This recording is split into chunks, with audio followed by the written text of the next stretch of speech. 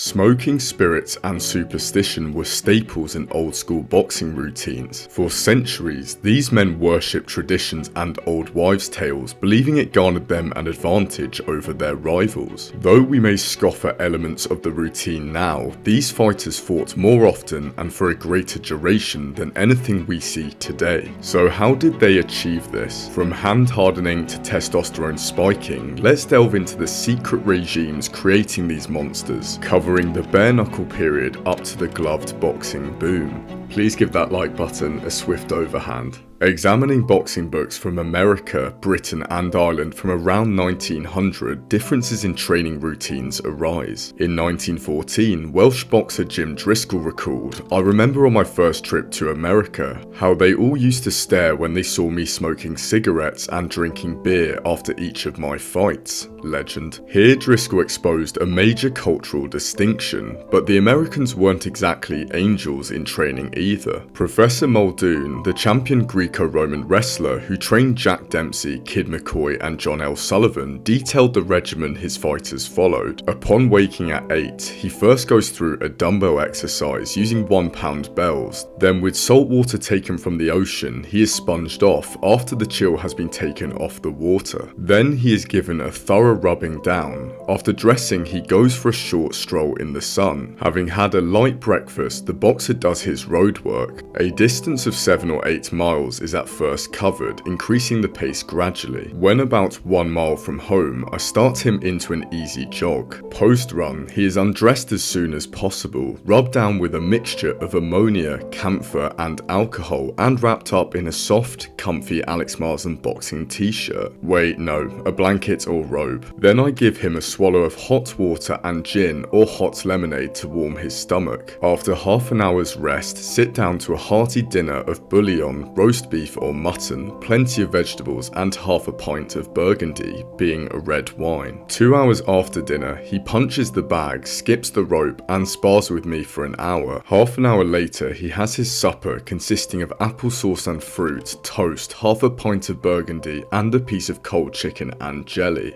Though there is an absence of tobacco and smoking, wine features prominently. Furthermore, Nellie Bly's interview with John L. Sullivan further underlines that Muldoon would give him a glass of ale on occasion. But with this routine being from 1913, how alcohol heavy was it for the bare-knuckle brawlers in years prior? In 1826, a writer using the pseudonym The Celebrated Pugilist provided a blueprint. Drink wine mixed with water at dinner and a glass of hock after it. Porter, ale or any sort of beer as well as spirituous liquors are to be entirely laid aside, also salt meats and acids. A claret of posset mulled at night may be allowed, but repletion should be carefully avoided. But this is where it gets really mental. On the morning of the fight, eat only 1 slice of bread, well toasted without butter, or a hard biscuit with a pint of red wine mulled and a tablespoon of brandy. The bottle on the ring stage should be composed of Hollands, several orange bitters with sugar made up palatable but not too strong. Weak brandy and water with a few drops of bitter are also recommended.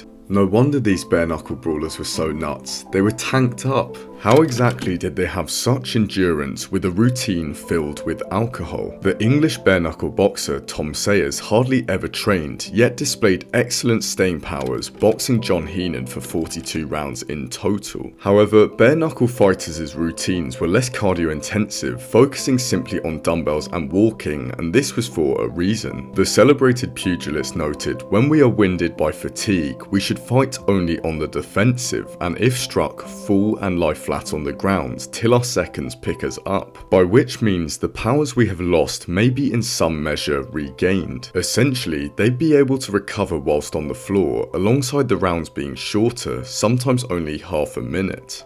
Therefore, the routines were more muscle focused and beer fueled, like a frat party.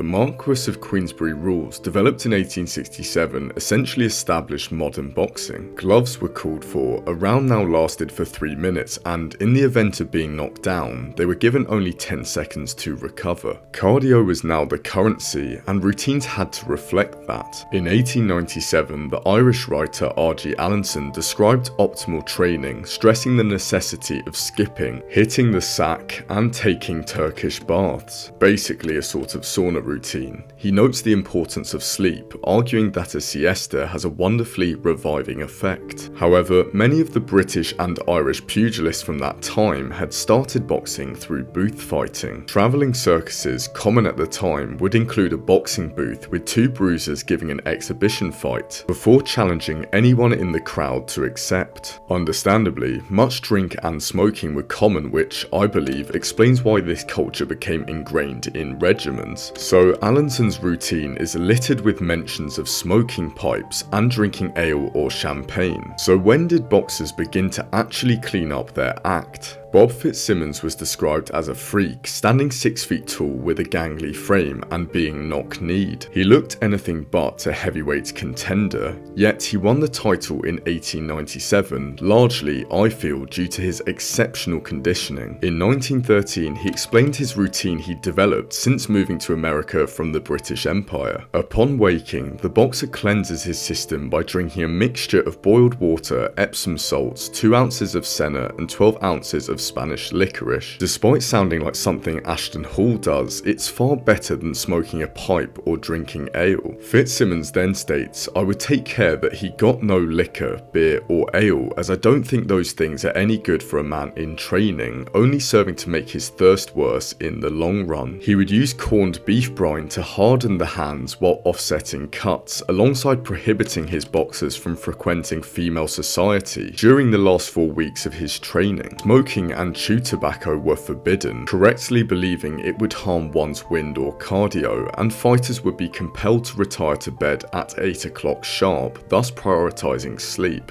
Consequently, Fitzsimmons was well ahead of his time, cutting bad habits and promoting fairly clean living. But this alone wouldn't be enough. Yeah, when Prohibition comes, they get the game.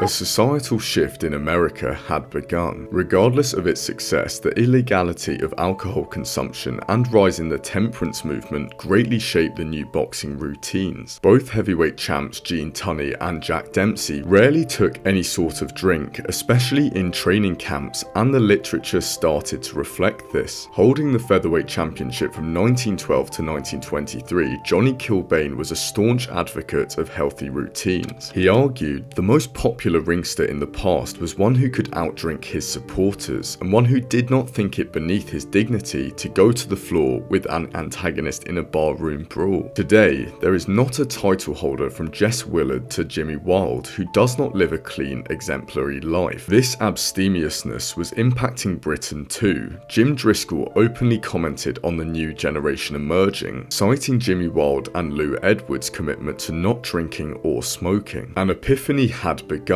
which Kilbane aptly captured whilst writing in the early 1920s. He openly argued strict training is the well-defined rut which every boxer must follow. They used to say that Aurelia Herrera, the wonderful Mexican lightweight, ate and drank what he chose, and smoked black cigars from the moment he rose until he went to sleep, with one between his teeth. But Herrera's career was cut short by his defiant disregard of training rules, and it remains a warning to the athletes with a grain of sense in his head. Whereas routines from generations prior had truly focused on the body being toned and muscled, the inner workings were ultimately neglected, largely being the cardio engine and boxers' mindset. So in the space of a century, fighters had transitioned from stubborn bruisers to simply well-oiled machines. But now I'd like to hear what you guys have to say. What are some of the craziest boxing routines you've read about in the past? Were you aware of the level of smoking and alcohol involved? I certainly was not. Leave your comments down below. I'm keen to learn more about the topic. Please, if you have enjoyed, consider liking and subscribing. Reaching 1,000 likes on this would be brilliant. For the t-shirts, use code CHAMP20 on Shopify for 20% off. All the best, guys. See you soon. Cheers.